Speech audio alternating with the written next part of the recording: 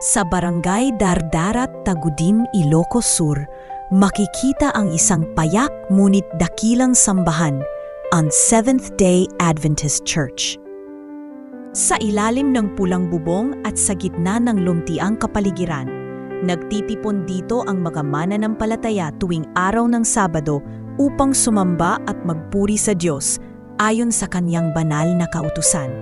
Dito pinalalalim ang pag-aaral ng Biblia, pinatitibay ang pananampalataya at pinagtitibay ang pagkakaisa ng bawat pamilya.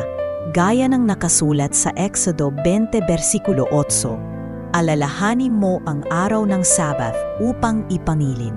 Tunay nga na ang simbahan na ito ay hindi lamang gusali, kundi isang buhay na patotoo ng pananampalatayang nakaugat sa salita ng Diyos at sa pag-ibig ni Kristo.